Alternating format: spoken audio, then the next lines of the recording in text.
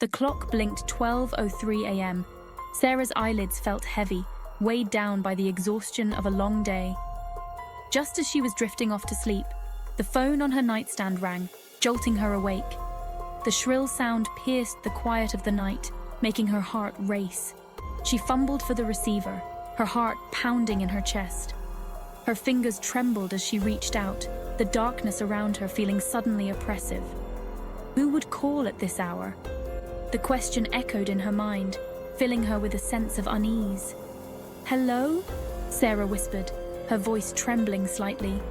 The silence on the other end was deafening, amplifying her anxiety. A crackling sound greeted her, followed by a burst of static that made her wince. The noise was harsh, almost aggressive, as if it was trying to communicate something.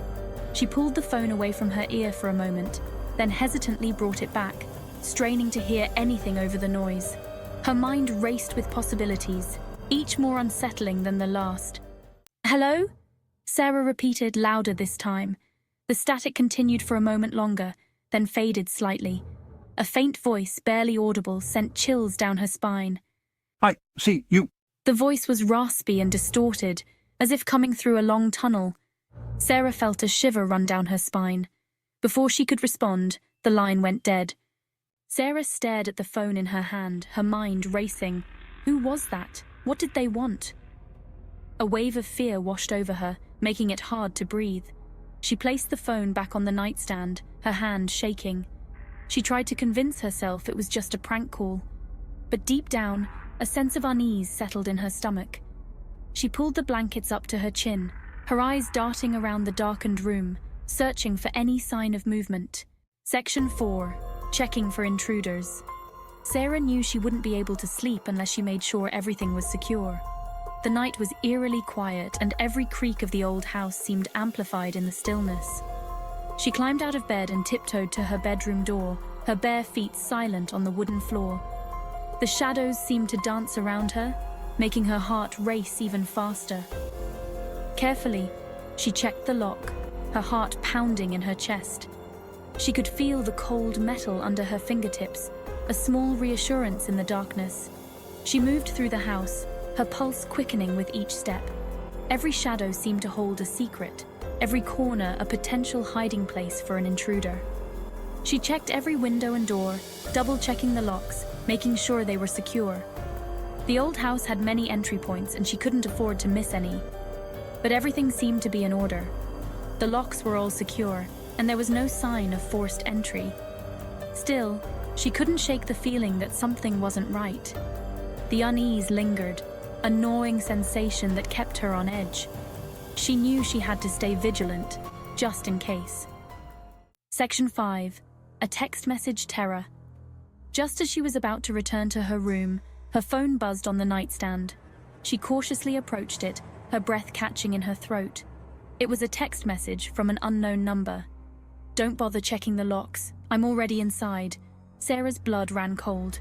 She spun around, her eyes frantically searching the room, but she was alone.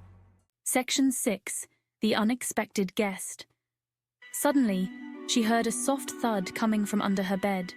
The sound was faint but unmistakable, breaking the silence of the night. Her heart leaped into her throat, pounding so loudly she feared it might burst. She strained her ears, listening for any further sounds. She slowly backed away, her hand trembling as she reached for her phone to call for help. The room seemed to close in on her, shadows dancing menacingly on the walls. Taking a deep breath, she mustered all her courage and crouched down, peering cautiously under the bed. Her mind raced with terrifying possibilities. 2 glowing eyes met hers, and a low growl sent shivers down her spine. She froze, her breath caught in her chest. But it wasn't a monster or a stranger. It was Mr. Whiskers, her cat, batting at a stray spider with a mischievous glint in his eyes. The realization hit her like a wave, washing away her fear. He had knocked over her laundry basket, causing the earlier thud. The sight of the overturned basket brought a mix of relief and frustration. Relief washed over Sarah, followed by a wave of embarrassment for letting her imagination run wild. She couldn't believe how her mind had jumped to the worst conclusions. The phone call, while creepy, must have been a coincidence. She glanced at the screen, seeing an unknown number, and decided to ignore it. She scooped up Mr. Whiskers, burying her face in his soft fur. The familiar scent and warmth of her pet brought her comfort. "You scared me, you little rascal," she whispered, a chuckle escaping her lips. The tension in her body began to ease. Even though it was all a false alarm, Sarah decided to leave a nightlight on, just in case. The soft glow of the nightlight provided a sense of security, a small beacon in the darkness.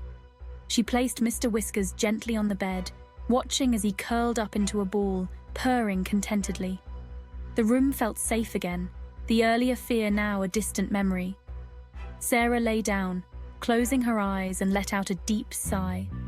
The night had been an unexpected adventure, but now she was ready for sleep. The nightlight cast a gentle glow, and the room settled into a peaceful state. Sarah drifted off, comforted by the presence of her loyal companion.